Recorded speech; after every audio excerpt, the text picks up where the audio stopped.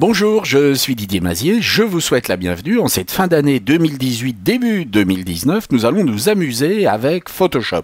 Nous avons ici une photo de Dimitri Ilkevich que vous pouvez télécharger sur Unsplash si vous le souhaitez pour réaliser la même manipulation et vous rendre compte par vous-même de ce que cela donne. Et nous allons sur la base de cette excellente photo, obtenir quelque chose qui va être beaucoup plus typé.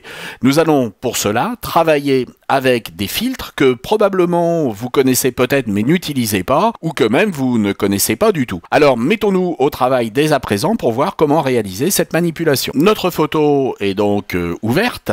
Actuellement, elle se trouve sur l'arrière-plan. Nous allons convertir cet arrière-plan en objet dynamique de manière à pouvoir effectuer des réglages qui ne vont pas être destructifs. Nous allons commencer par nous intéresser à un filtre qui est le filtre d'éclairage. Vous trouverez ce filtre d'éclairage dans Rendu, Éclairage. Et une fenêtre va désormais s'ouvrir avec tout un environnement de travail où vous allez pouvoir régler différents types d'éclairage.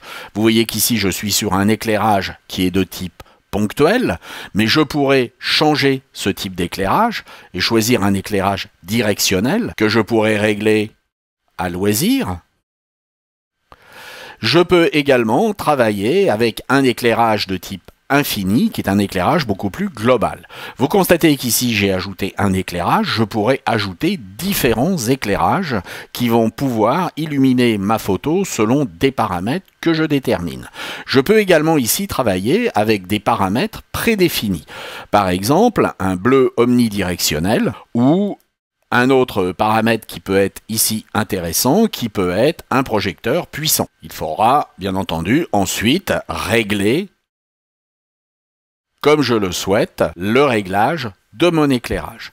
Donc vous voyez qu'ici, on a différents moyens d'action. Premièrement, avec nos paramètres prédéfinis. Deuxièmement, en ajoutant plusieurs sources d'éclairage. Et puis ensuite, ici, en réglant éventuellement la couleur de l'éclairage et la couleur du flux principal. Une fois que l'on a déterminé notre éclairage, on va pouvoir cliquer sur OK. Photoshop va calculer l'éclairage et vous voyez que ici on a obtenu un éclairage qui est plutôt centré sur notre personnage. Nous allons pouvoir ensuite à tout moment revenir sur ce réglage puisqu'il s'agit de filtres dynamiques, notre calque étant un objet dynamique. Nous pouvons également jouer ici sur les options de fusion de cet éclairage. Si je double-clique sur cette petite icône, je vais pouvoir ici modifier le mode de fusion. Et par exemple, choisir une lumière crue ou une lumière vive, et vous voyez que le résultat ne va pas du tout être le même. Une fois que ce réglage aura été effectué, vous pouvez vous intéresser à un deuxième filtre que nous allons maintenant voir ensemble. Il s'agit d'un filtre simple qui va nous permettre de pouvoir teinter notre image. Pour ce faire, nous allons aller dans le menu Images, Réglages, et nous allons descendre sur Filtre photo.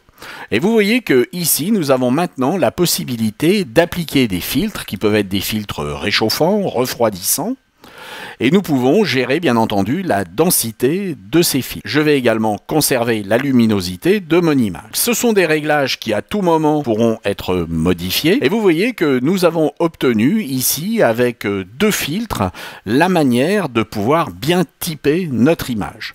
Notez que comme nous l'avons dit, nous pouvons travailler à tout moment sur les options de fusion de ces différents calques. Revenons sur les réglages que j'avais effectués lorsque j'ai préparé cette photo. J'étais ici en mode lumière crue et le filtre photo que j'ai employé était le filtre réchauffant 81 avec une densité de 74%. En ce qui concerne ici l'éclairage, j'avais choisi un éclairage ponctuel, intensité 64%, avec une exposition de -8. En ce qui concerne le mode de fusion de ce calque éclairage, j'étais en mode normal.